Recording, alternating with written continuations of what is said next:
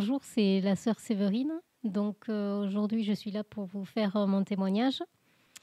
Donc depuis toute petite, j'ai toujours cru en Dieu. J'ai toujours été attirée par Jésus et dès qu'il y avait à l'époque un film qui retraçait la vie de Jésus, j'avais toujours envie de le regarder. Ma famille était de confession catholique, mais on n'était pas forcément pratiquants comme le monde l'entend. Et donc, j'ai fait mon enfance, mon adolescence comme les gens du monde, en fait, sans Dieu, mais toujours en croyant en Dieu. Et en 96, il y avait maman qui avait une démarche, elle, en parallèle de recherche du Seigneur, mais beaucoup plus profonde, et qui a été mise en contact à l'époque avec des personnes qui fréquentaient les assemblées de Dieu, donc communément appelé ADD, qui était sur Montauban. Et donc, elle a voulu prendre son baptême. Donc, du coup, c'était un deuxième baptême, puisqu'elle avait été baptisée catholique. Et elle avait compris qu'en fait, ce baptême-là n'était pas biblique, puisque le Seigneur, lui, quand il a pris son baptême, il a montré l'exemple que c'était un baptême d'adulte et que c'était un baptême par immersion.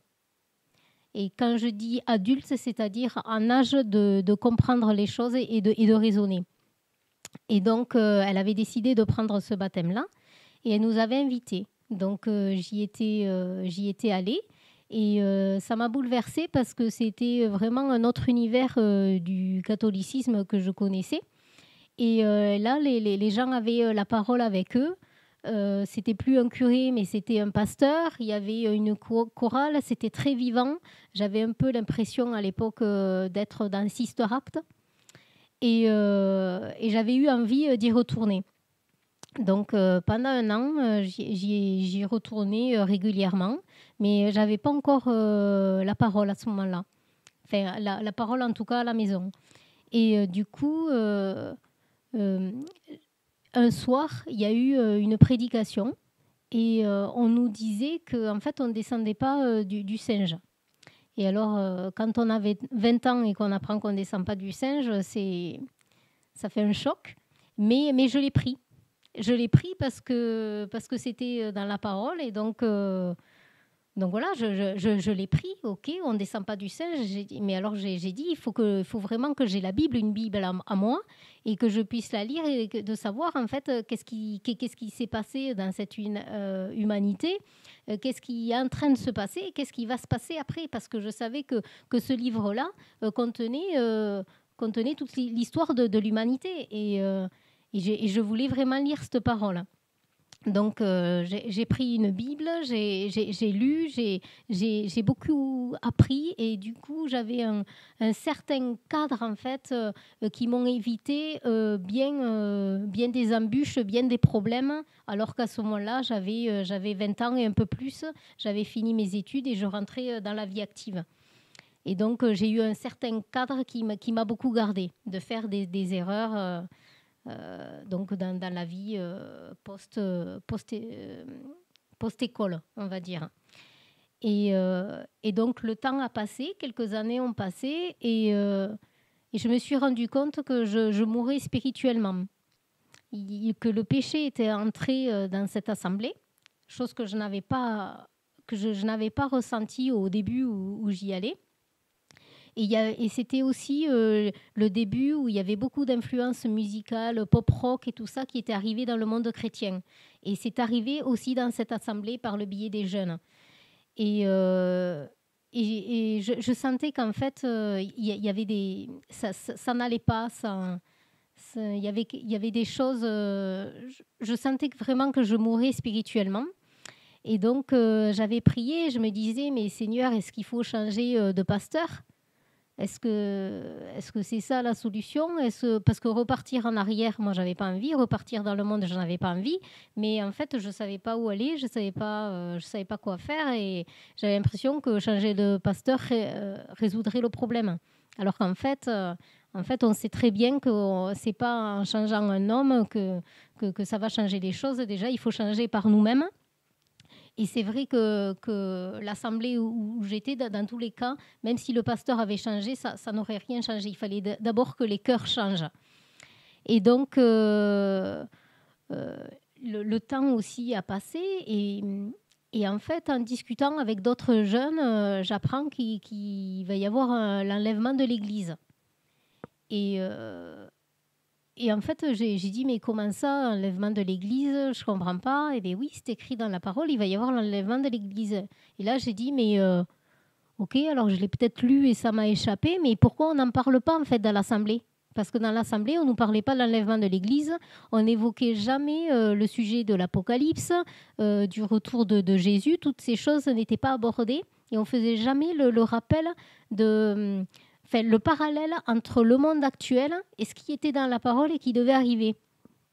Et donc, je disais, mais c'est dommage, ça, enfin, il y a quelque chose qui cloche, ça ne va pas et tout.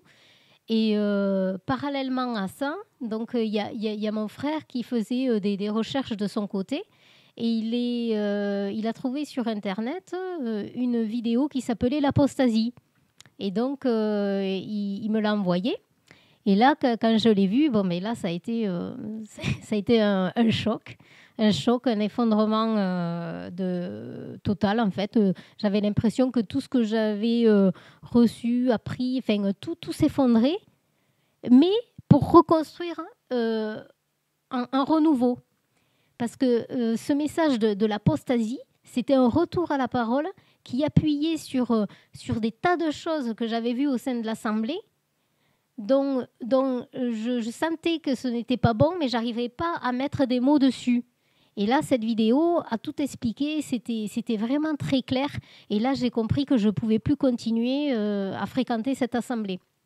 Donc, à l'époque, donc, pour ceux qui connaissent le fonctionnement un peu des ADD, il y a la Sainte Seine avec les plateaux qui passent, où on se lève, ceux qui sont baptisés se lèvent. Et moi, j'avais plus envie de me lever et de prendre part en fait à cette Sainte Seine avec des gens, finalement, je ne savais même pas s'ils étaient sanctifiés ou pas. Et j'avais plus envie de me lever, donc je ne me suis pas levée. Et je voyais en fait tous ces regards qui étaient sur moi comme si j'avais péché parce que je ne me levais plus.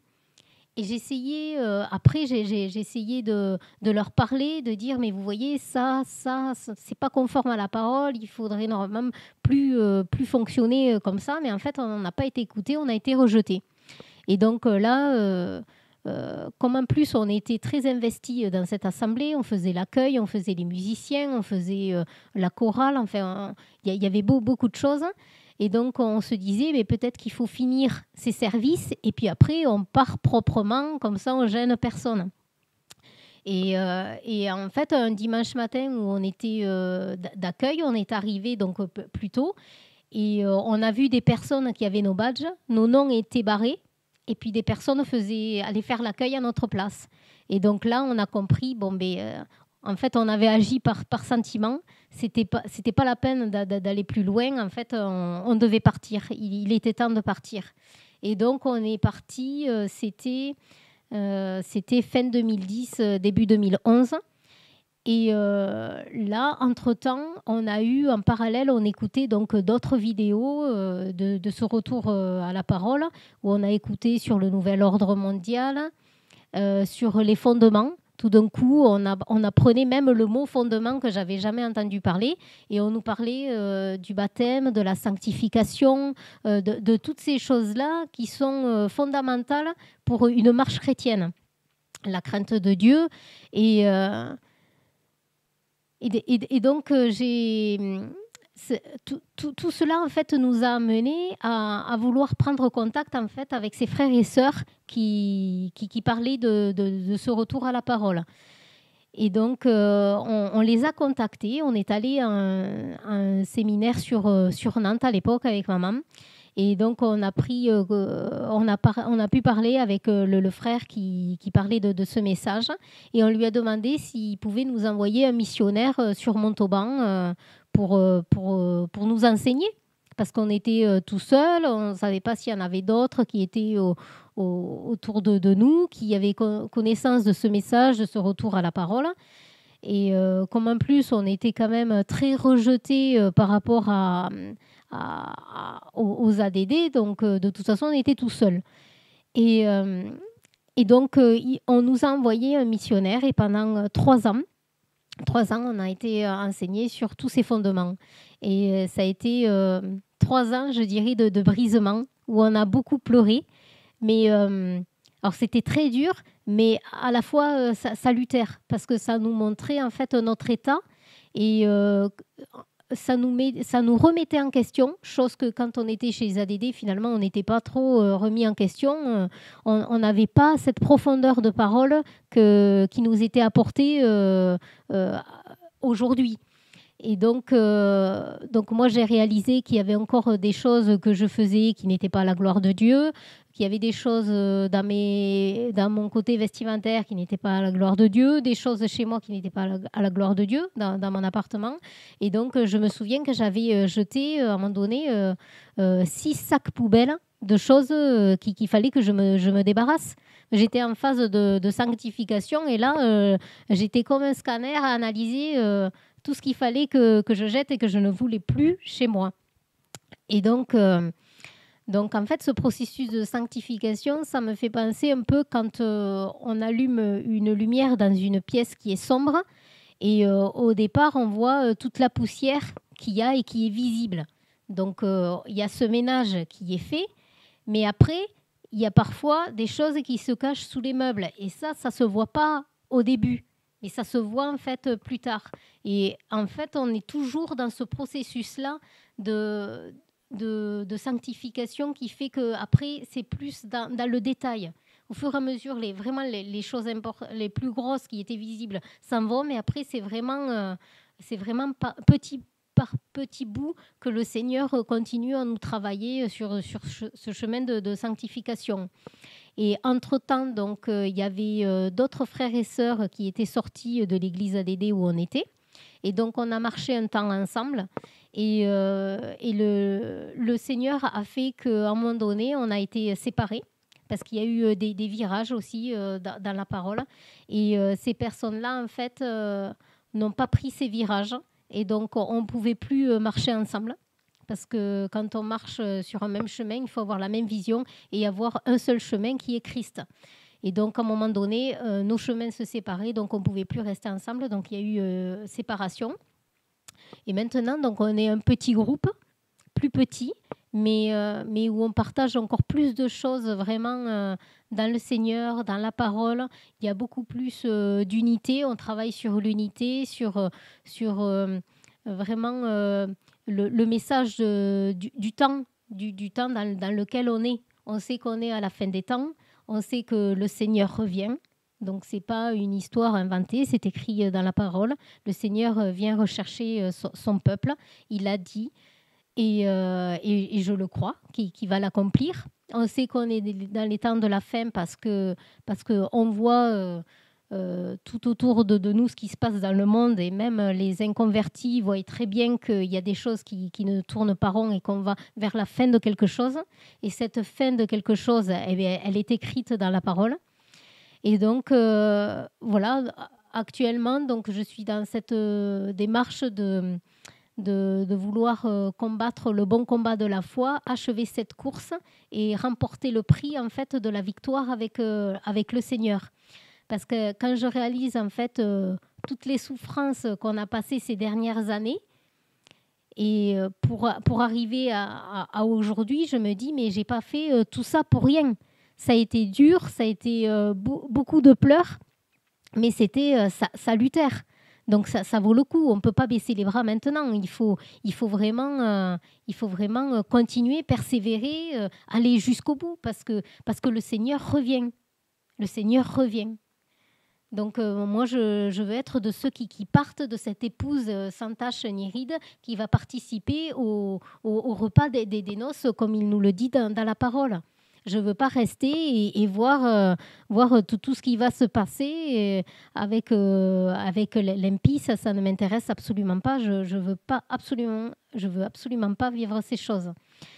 Et donc, moi, j'encourage vraiment tous ceux qui se disent croyants, vraiment à chercher Dieu de tout leur cœur, à lire la parole, parce que c'est cette parole, en fait, qui libère les cœurs.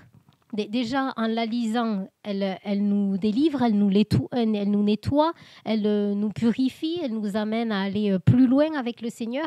Et plus on la lit, plus on a envie de la lire. Et ça, comme il est dit dans la parole, qu'elle ne nous quitte pas. Matin, midi et soir, jour et nuit, ça doit être dans nos cœurs. En fait, même pour ceux qui ne l'ont pas forcément papier ou qui n'ont qu'une partie, en fait, elle doit être gravée dans nos cœurs. Parce que si un jour on nous a enlevé ce livre, cette parole papier, ce qui est écrit, ça doit rester là, en fait. Ça doit rester là, ça doit vivre. C'est une puissance qui libère. Et donc, moi, je suis dans la joie, dans la paix de connaître Jésus qui est Dieu. Parce qu'il est Dieu. Il n'y en a pas trois, il n'y a pas de Trinité, il n'y a pas toutes ces choses. Jésus, il est Dieu. Il est Dieu. Et je suis vraiment heureuse qu'il se soit révélé à moi dans sa personne. Et je voulais aussi vous raconter un témoignage de guérison, parce qu'il y a quelques années de ça, en fait, mon corps produit des calcifications au niveau des épaules, et j'avais dû être opérée en 2006 de l'épaule droite. Et je me souviens, la rééducation avait été très difficile, parce qu'il fallait que je puisse retrouver en fait toute l'aisance de mon bras pour pouvoir le lever, faire tous les gestes au quotidien. Et comme en 2006, quand même, j'étais encore jeune, enfin, les kinés m'avaient dit, mais il va falloir vraiment forcer pour récupérer tout le bras. Et donc, on avait fait le nécessaire, et aujourd'hui, je suis à 100%, merci Seigneur. Et en fait, j'avais le même problème de l'autre côté, donc côté gauche. Et j'avais prié le Seigneur, parce que je n'avais pas envie de revivre toute cette rééducation. J'avais dit, Seigneur, mais toi, si tu veux me guérir, eh bien, ça t'appartient, que ta volonté se fasse. Et un jour, il y avait une mission à Aigues-Mortes. Et donc, il y avait eu... il y avait eu un appel pour s'approcher pour ceux qui étaient malades. Et donc, je m'étais approchée en exposant mon cas. Et on m'avait dit, crois-le que le Seigneur peut te guérir. Et ce jour-là, en fait, je l'ai cru. Je l'ai saisi par la foi. Et les jours qui ont suivi, j'avais des picotements à l'épaule gauche, comme si en fait j'avais de la microchirurgie qui était opérée. Ça faisait trop bizarre, mais j'étais convaincue qu'en fait c'était le Seigneur qui opérait toute cette microchirurgie. Et au bout d'une semaine et demie, 15 jours, je ne ressentais plus aucune douleur. Et ça, c'était donc en 2012. On est en 2019. Et depuis le avril 2012 où on a prié pour moi, je n'ai eu plus aucune douleur. En fait, j'ai été guérie, le Seigneur m'a guérie. Voilà. Donc, le Seigneur, il est le même, hier, aujourd'hui, éternellement. Ce qu'il fait, ce qu'il a fait et ce qu'il fera, c'est pour l'éternité. Il est le commencement et la fin. L'alpha et l'oméga, il est notre admirable conseiller, il est notre défenseur, il est notre avocat, il est mon époux, il est mon père, il est tout, il est tout. Voilà, donc moi je vous encourage vraiment à le suivre. Vraiment, soyez encouragés, tous les jeunes. Donc on a entendu ce message de retour à la parole en 2009. On est en 2019, ça fait 10 ans, et on a persévéré malgré tous les combats qu'on a pu avoir, tous les rejets. Et moi, je vous invite à vraiment persévérer, parce que même dans la parole, au niveau des lettres aux églises dans l'Apocalypse, à chaque fois, il est écrit à celui qui persévérera, à celui qui persévérera, à celui qui persévérera. Donc ce mot-là n'est pas anodin. Ce mot n'est pas anodin. Le Seigneur nous demande vraiment de persévérer. Donc persévérons. Voilà. C'est vraiment ce que je vous encourage à faire, c'est de persévérer jusqu'au bout, d'atteindre ce but. Voilà, notre vision, c'est le ciel. Notre vision, c'est le ciel, c'est de partir avec lui, parce que nous savons que nous sommes qu'une vapeur sur cette terre, que un temps terrestre, c'est 80 ans au maximum pour les plus robustes. Quelques-uns arrivent au-delà, mais c'est rien comparé à l'éternité. Donc ne gâchons pas notre éternité pour un petit bout de terre. Ça ne vaut pas le coup. Ça ne vaut pas le coup.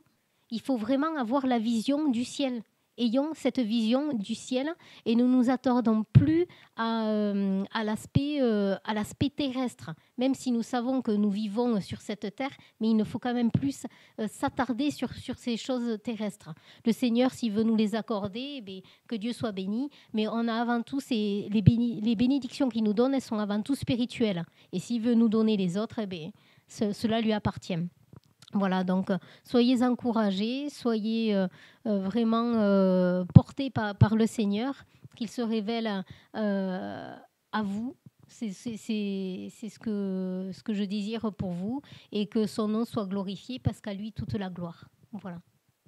Au revoir.